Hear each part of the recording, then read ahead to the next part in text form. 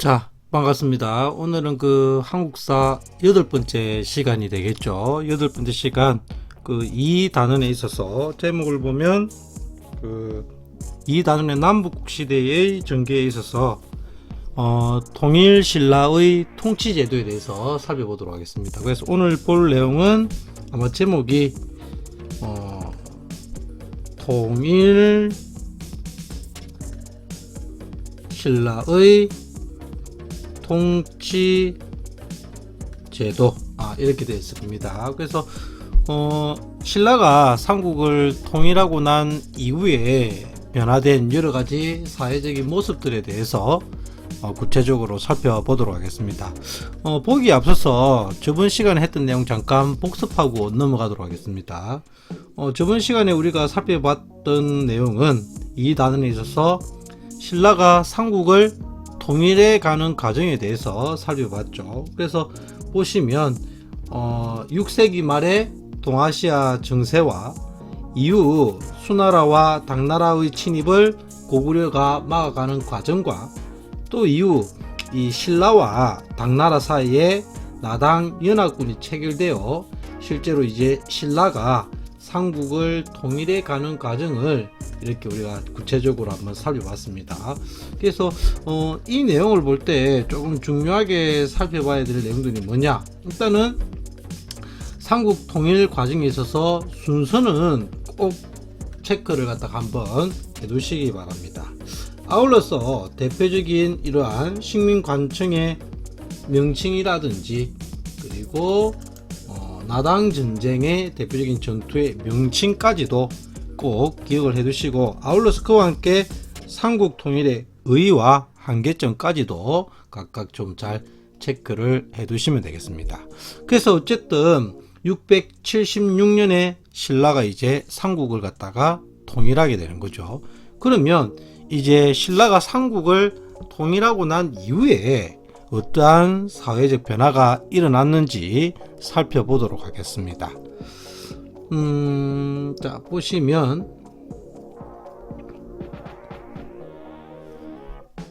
자,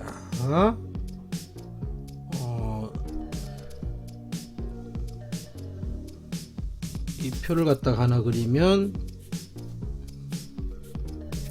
자, 이렇게 선생님이 조금 그림이 마음에 들지 않는데 다시 한번 그려보겠습니다. 그냥 직선으로 그리도록 하겠습니다. 직선으로.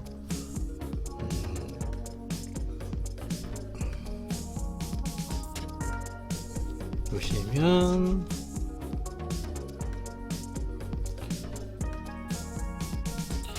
자, 그리고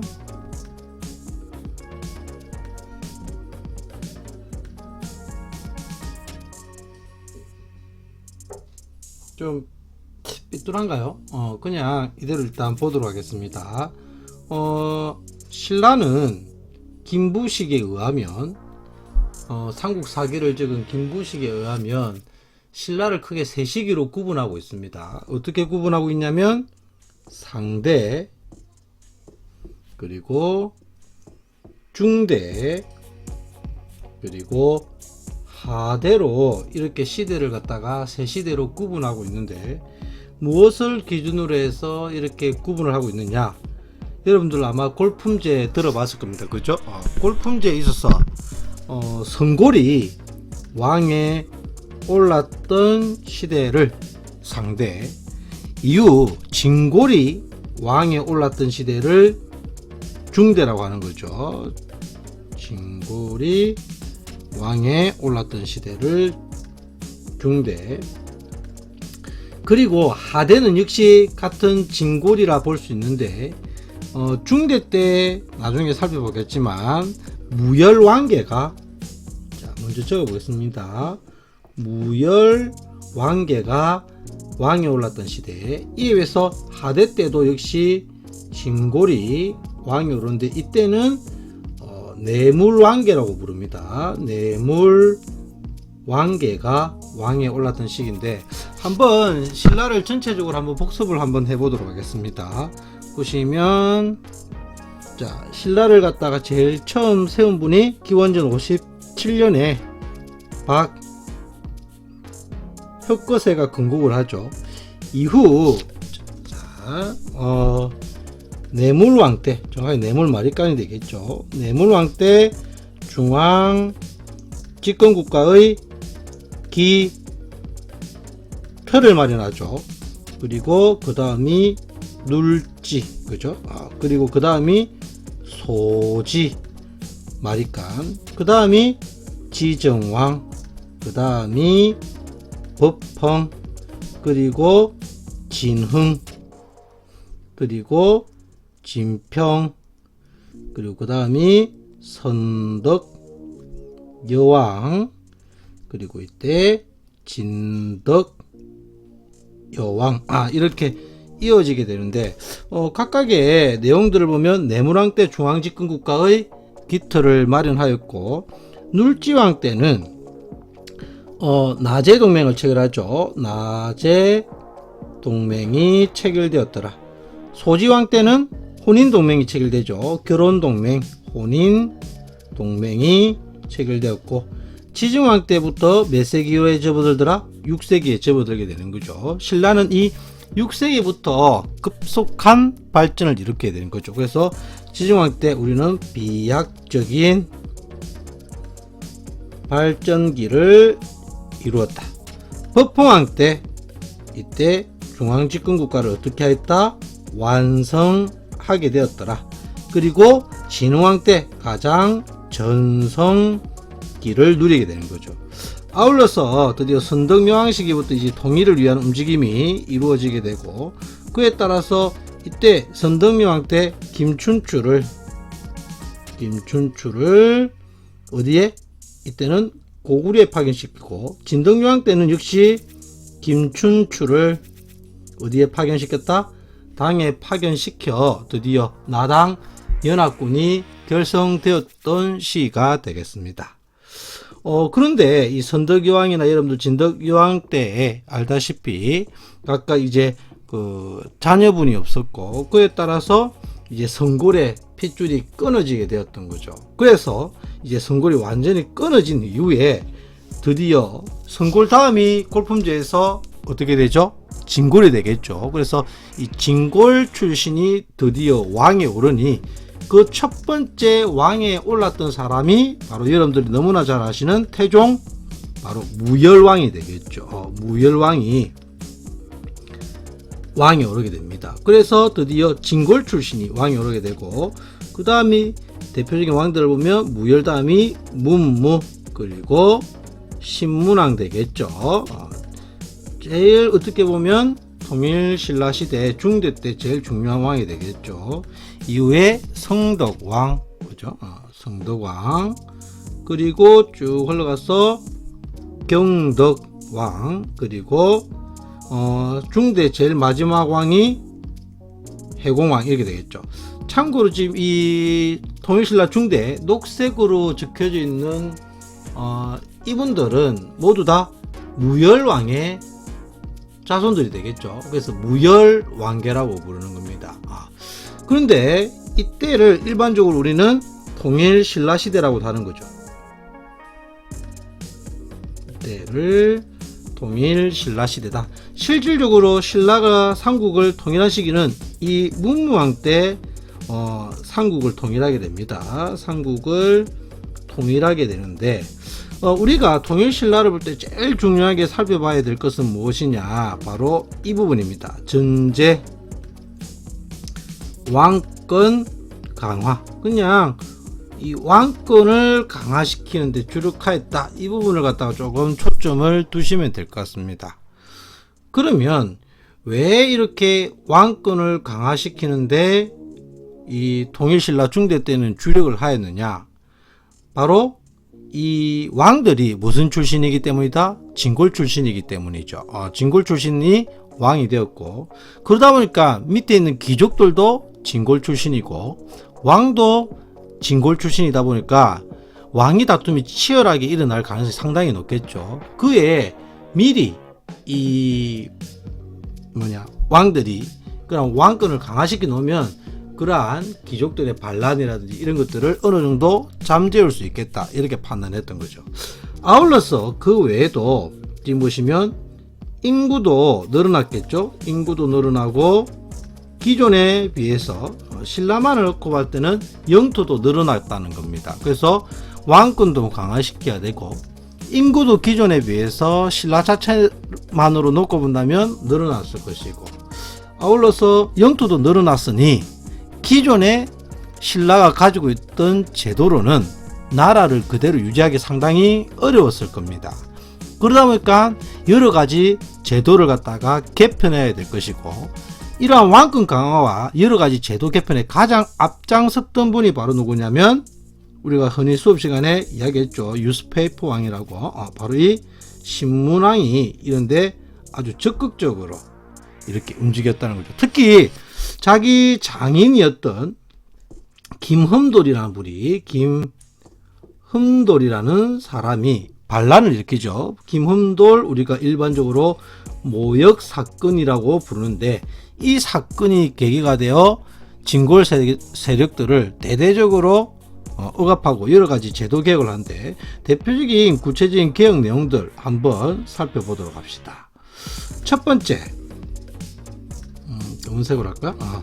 첫 번째, 정치 제도를 갖다가 개혁하죠. 정비합니다. 정치 제도를 갖다가 정비하여 기존의 진골 귀족들의 대표적인 해기구라고 할 수 있는 화백회의 의 기능을 약화시키고, 또한 귀족들의 가장 우두머리라고 할 수 있는 상대 등의 권한도 약화시킵니다. 반대로 왕의 비서기관을 갖다가 새롭게 만들게 됩니다. 대표적으로 왕의 비서기관으로는 집사부라는 게 있죠. 집사부라는 왕의 비서기관을 갖다가 강화시키고, 또한 집사부의 우두머리라고 할 수 있는 시중, 아마 중시라고 되어 있는 것도 있을 것 같은데, 원래 이름은 시중이었다가 통일신라 후기로 점점 넘어가면서 이름이, 명칭이 중시로 이렇게 바뀌었습니다. 그래서 이들의 권한을 어떻게 하였다? 강화시켰다. 두 번째, 또한 지방제도도 정비를 합니다. 지방제도도 정비를 하더라. 그래서 영토가 증가하였죠. 영토가 늘어서 원래 신라가 자 이렇게 있으면, 원래는 전국을 신라가 뭐 이 정도 있었다고 하면, 원래는 전국을 몇 주로 나누냐면 5주로 나누었던 겁니다. 5주로 해서 통치를 하였고, 신라의 수도가 어디죠? 경주입니다. 경주가 어디쯤에 있냐면 이쯤에 있겠죠. 그런데 경주가 지금 보시다시피 전체 영토의 동남쪽으로 치우쳐져 있습니다. 그렇게 교통이 발달해 있지 않던 이러한 시기에 수도가 한쪽으로 치우쳐져 있으면 전국을 갖다가 통치하기 상당히 어려움이 있었겠죠. 그래서 이를 보완하기 위해서, 수도가 한쪽으로 치우쳐져 있는 것을 보완하기 위해서 설치했던 특수 행정구역인데, 그거를 뭐라 부르냐면 소경이라 부릅니다. 근데 이게 몇 개가 설치되어 있었냐면 2개가 설치되어 있었던 거죠. 그런데 영토가 이제 늘어나니까 전국을 5주에서 9주로 확대하고, 또한 소경도 2개에서 5개로 늘리게 됩니다. 그래서 9주 5소경 체제로 이렇게 개편을 했다는 거죠. 특히 여러분들 여기에서 중요한 건 뭐냐? 소경의 역할 중요하니까 꼭 체크를 해 두시기 바랍니다. 소경이라 하면 수도가 한쪽으로 혹은 동남쪽으로 치우쳐져 있는 것을 보완하기 위해서 만든 기구라는 거 꼭 알아두시기 바랍니다. 아울러서 세 번째, 이와 함께 토지제도도 정비를 합니다. 토지제도도 정비를 하는데, 관료전을 갖다가 먼저 지급을 하고, 기존에 관리들에게 지급되던 토지가 있죠. 바로 노급입니다. 노급을 폐지시켰다는 겁니다. 여기서 또 한 가지 알아둬야 될 거, 관료전은 뭐고 그러면 노급은 무엇이냐? 관료전은, 자, 기존의 노급부터 보도록 합시다. 노급은 관리가 된 대가로 세금을 수취할 수 있는 땅을 부여하는 제도입니다. 그러면 그 땅에서 어떤 것들을 갖다가 수치할 수 있냐면, 일단은 조세와 그리고 노동력을 모두 다 징발할 수 있는, 수치할 수 있는 그러한 권한을 가진 게 바로 노급입니다. 이에 비해서 관료제는 조세만 수치할 수 있고 노동력의 수치를 못하게 한 이러한 제도라고 보시면 되겠죠. 때문에 노급이 폐지되었다, 반대로 관료전이 지급되었다는 소리는 이렇게 해석을 하셔야 되겠죠. 왕권이 강화되었다, 반대로 귀족의 권한이 약화되었다는 것을 의미를 하게 되는 겁니다. 반대로 노급이 다시 부활하고 관료전이 사라졌다, 이렇게 하면 이거를 반대로 보셔야 되겠죠. 왕권이 약화되고 귀족의 권한이 강화되었다, 이렇게 보셔야 되는데, 역시 관료전과 노급의 차이점 중요하니 꼭 체크를 해 두시기 바랍니다. 아울러서 네 번째, 또한 군사제도도 정비를 합니다. 군사제도도 정비를 하여 중앙군으로 구서당을 설치하고 지방군으로 십정이란 것을 설치를 하게 됩니다. 그래서 보시면 이 구서당이 중앙군, 그리고 십정이 지방군이 되는데, 여기서 또 체크해야 될 것이 뭐냐, 이 중앙군의 소속을 보면 신라인으로만 구성된 것이 아니라 고구려인, 여기다가 백제인, 거기다가 말갈족까지 포함을 시켰다. 이거는 무엇을 의미한다? 민족 융합 정책의 일환으로 우리는 같은 민족이다, 그래서 그런 개념을 갖다 강화시키기 위해서 민족 통합 혹은 민족 융합 정책의 일환으로 시행된 제도이다, 이렇게 알아두시면 될 것 같습니다.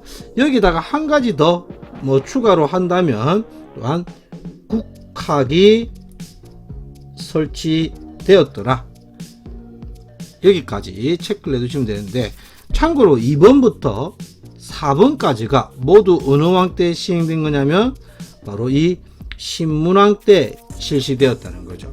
그래서 지금 보다시피 이런 수많은 제도를 정비하여 왕권을 강화하고 여러가지 인구의 증가라든지 영토의 증가에 대한 이러한 여러가지 제도들을 정비를 했다는 거죠.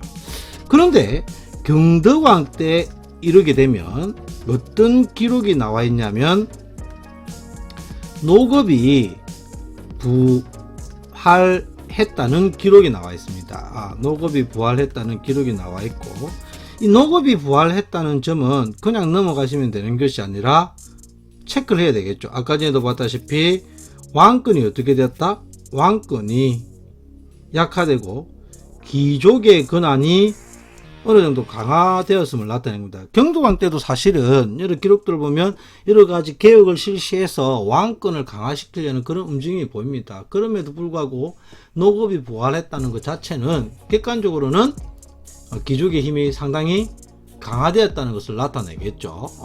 그러던 중에 이 해공왕이 아주 어린 나이에 8살이라는 나이에 왕에 오르게 되고, 그러다 보니 이때 왕권의 힘은 약화된 상태에서 어린 나이에 왕이 이제 왕의 자리에 오르다 보니까 각지에서 이제 서로 왕이 되기 위해서 반란이 일어나게 되는 거죠. 그에 따라서 이때 실제로 이 해공왕은 왕위 다툼 속에 피살되게 되고, 이후 누가 왕에 오르게 되냐면 선덕왕이라는 사람이 왕에 오르게 됩니다. 근데 이분은 자기가 뇌물왕개라고 주장을 하고 있는 거죠. 그래서 여기서부터는 선덕왕부터는 이제 무열왕의 자손이 아니죠. 그래서 이때부터를 하대라고 부르는 겁니다. 그리고 신라 제일 마지막 왕이 누구냐면 경순왕이 되는 겁니다. 경순왕이 되는데 이때 하대가 되는 거죠. 근데 이때는 구체적으로 왕에 대해서는 잘 살펴보지 않습니다. 왜 그러냐? 이때는 일단 왕위 다툼이 치열하게 일어났던 시기입니다. 대략 150여 년간 20명의 왕이 교체되던 시기입니다. 때문에 상당히 어떠한 시기다?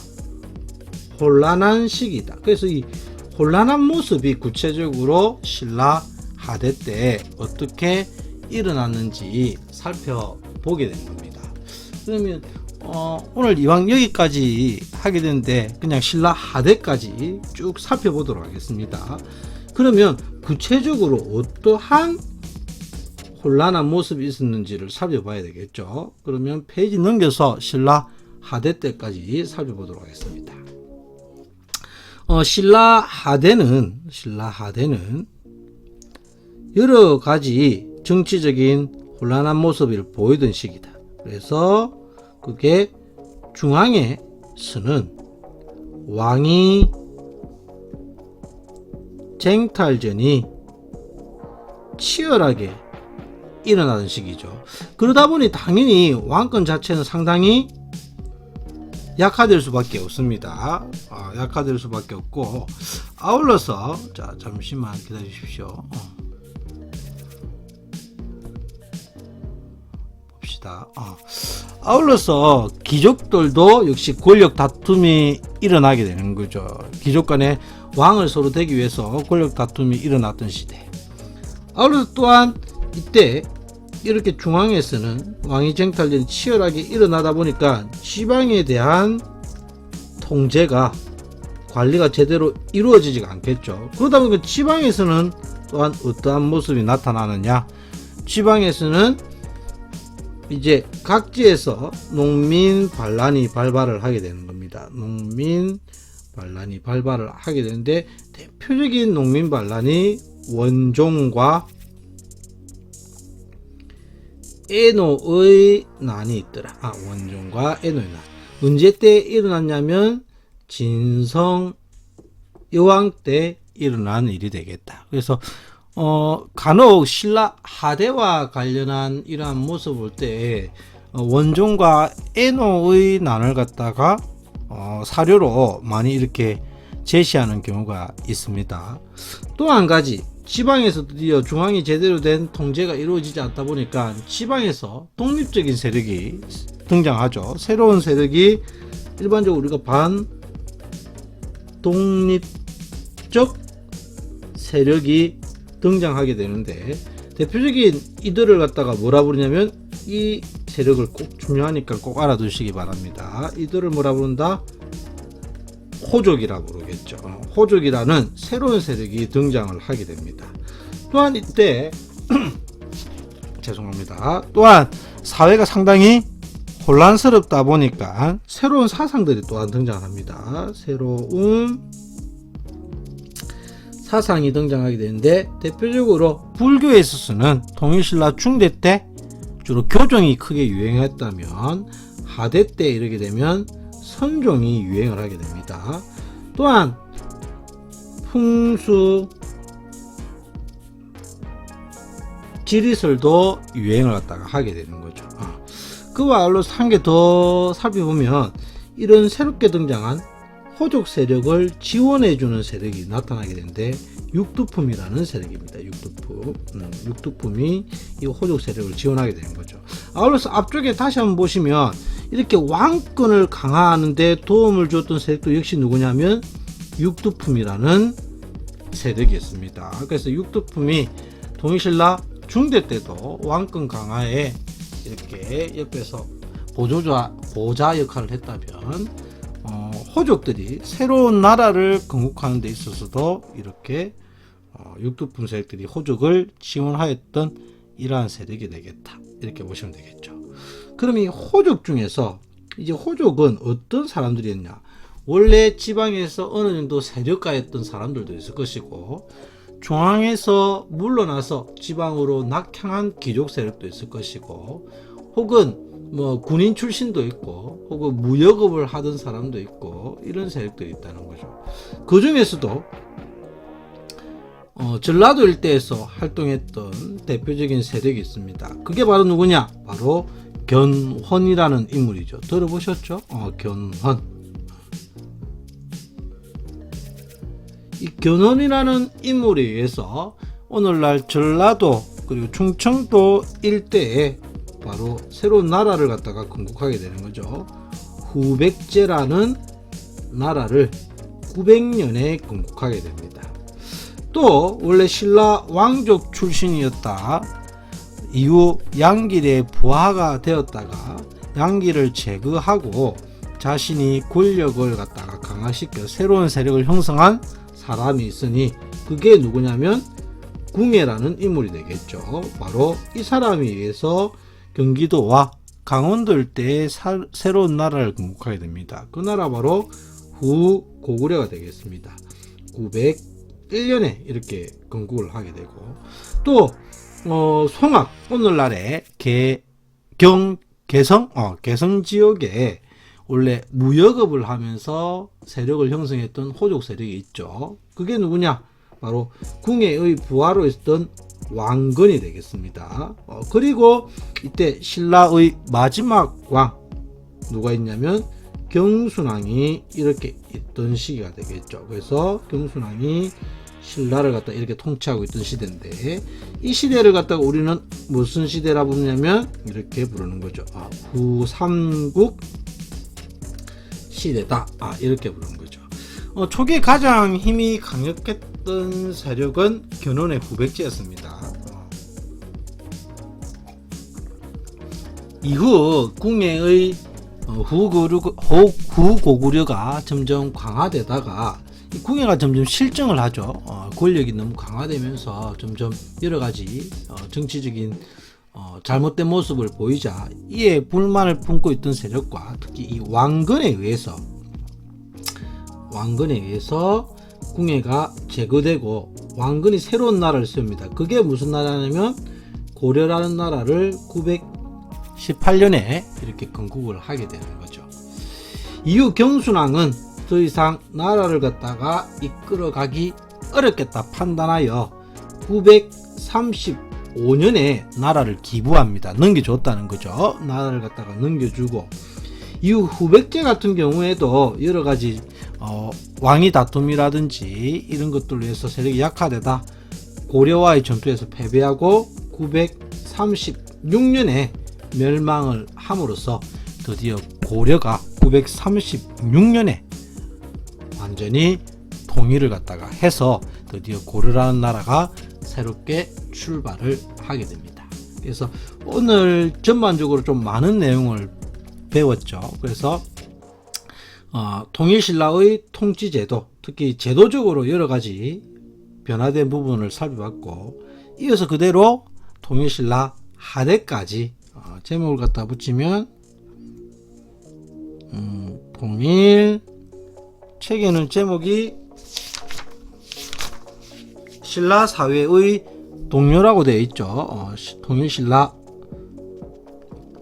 말의 사항에 대해서 살펴봤습니다. 그래서 이 부분 각각 좀 순서라든지 각기 그 제도 이런 부분들 잘 한번 살펴보시기 바랍니다. 자, 다들 수고하셨습니다. 이상 마치도록 하겠습니다.